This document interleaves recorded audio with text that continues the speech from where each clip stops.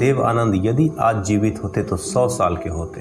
ये इसके लिए भी इम्पोर्टेंट है क्योंकि देव साहब लंबी जीना चाहते थे। चिर युवा रहने की उनकी जिद ही थी कि 88 साल की उम्र में जब उनका देहांत हुआ, उसी साल वह एक फिल्म का डायरेक्शन कर रहे थे जिसमें वो खुद बतौर हीरो काम कर रहे थे।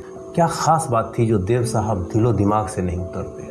उनके कंधों का हल्का झुकाए डायलॉग डिलीवरी का एक खास अंदाज, उनकी तेज संवाद अदायगी, जबरदस्त फैन फॉलोइंग, मशहूर अभिनेत्री और गायिका सुरैया के साथ उनका असफल प्रेम संबंध और इन रिस्पॉन्स सुरैया का भी ताउम्र अविवाहित रह जाना, पीएम नेहरू के साथ उनकी इतनी अच्छी दोस्ती की एक बार तो उन्होंने नेहरू जी से बातचीत में बोल ही दिया था कि आपके स्माइल ने लेडी माउंटबेटन का दिल जीत लिया, और नेहरू जी का भी हंसकर उन सवालों को टाल जाना।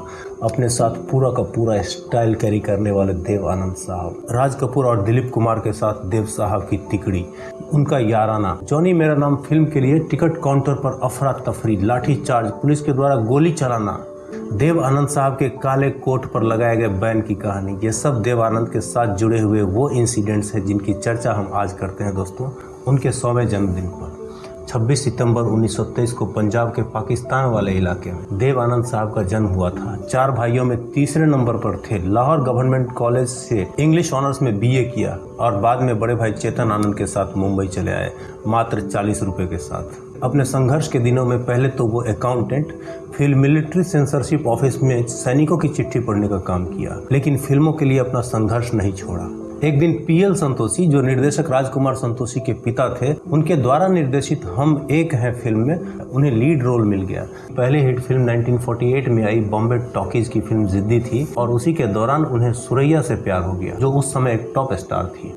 वास्तव में एक फिल्म की शूटिंग के दौरान सुरैया झील में डूब गई थी, जिसे देव आनंद साहब ने अपने जान पर खेल कर बचाया था और इस तरह दोनों में प्यार हो गया। लेकिन सुरैया के परिवार वाले इसके विरुद्ध थे और अपने ही कम्युनिटी में सुरैया की शादी करना चाहते थे और फाइनली ये रिलेशन कन्वर्ट नहीं हो सका। इस रिलेशनशिप के टूटने से सुरैया इतनी टूट गई थी कि ताउम्र विवाह ना करने का फैसला लिया। सुरैया से ब्रेकअप के बाद देव आनंद की मुलाकात फिल्म के सेट पर कल्पना कार्तिक से हुई। 50 के दशक में कल्पना कार्तिक मशहूर एक्ट्रेस के तौर पर अपनी पहचान ऑलरेडी बना चुकी थी। उन्हीं की खूबसूरती थी जिसके वजह से 50 के दशक में उन्हें मिस शिमला चुना गया था। देव आनंद से प्यार करने वाली एक्ट्रेस कल्पना कार्तिक के बारे में सबसे शानदार बात तो यह है कि एक्ट्रेस ने अपने फिल्मी करियर में मात्र 6 फिल्में की और ज़्यादातर फिल्में देव आनंद के साथ ही की। टैक्सी ड्राइवर, हम सफ़र जैसी फिल्मों में उन्होंने देव के साथ काम किया। 1954 में टैक्सी ड्राइवर फिल्म की सेट पर ही लंच ब्रेक के दौरान देव आनंद ने कल्पना कार्तिक से शादी कर ली। संवाद अदायगी की तेज तर्रार शैली, बोलते समय सिर हिलाने की प्रवृत्ति और कंधा को झुका लेना, हाउस नंबर 44, पॉकेट मार, मुनीम जी, फंटू, सीआईडी, पेइंग गेस्ट आदि फिल्मों में ये सारे स्टाइल्स देव आनंद की शैली बन गई। अक्सर उन दिनों नौजवानों को उनका नकल करते हुए पाया जाता था। 1970 में जॉनी मेरा नाम रिलीज होने के बाद देश के सिनेमाघरों में टिकट के लिए मारामारी होने लगी। चूँकि जमशेदपुर में भी इस फिल्म की शूटिंग हुई थी, इसीलिए इस शहर में इस फिल्म को देखने वालों का क्रेज कुछ ज़्यादा ही था। ऐसे ही माहौल में टिकट के लिए भीड़ इतनी बढ़ी कि अनियंत्रित हो गई। पुलिस को कंट्रोल करने के लिए भीड़ पर गोलियां चलानी पड़ी। इससे 2 मौतें हुई। कहा जाता है देव आनंद साहब इस खबर को पाकर काफ़ी दुखी हुए थे।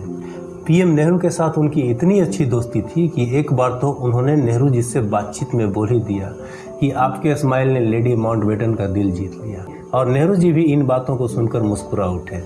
इंदिरा गांधी, जयप्रकाश नारायण, जगजीवन राम, अटल बिहारी वाजपेयी, लालकृष्ण आडवाणी, राजीव गांधी जैसे कई नेताओं के साथ उनके काफ़ी अच्छे संबंध थे।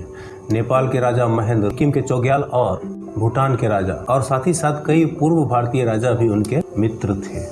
कहते हैं चूंकि लड़कियां उन्हें देखकर छतों और बिल्डिंगों से कूद जाया करती थी, इसीलिए अदालत ने उनके काले कोट पहनने पर बैन लगा दिया था। ऐसी घटनाएं जरूर हुई थी, लेकिन कोर्ट द्वारा बैन लगाने की बात का खंडन करते हुए देव साहब ने सितंबर 2007 में रिलीज अपनी आत्मकथा रोमांसिंग विथ लाइफ में लिखते हैं, ऐसी कोई बात नहीं थी, महज यह एक अफवाह थी। लेकिन कहानी और अफवाह भी उन्हीं पर सूट करती है दोस्तों, जिनकी पर्सनैलिटी ऐसी बातों से मैच होती है।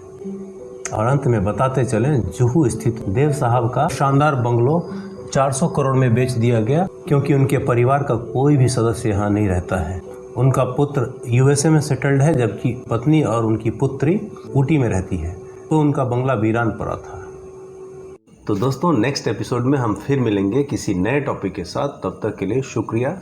Thanks for watching.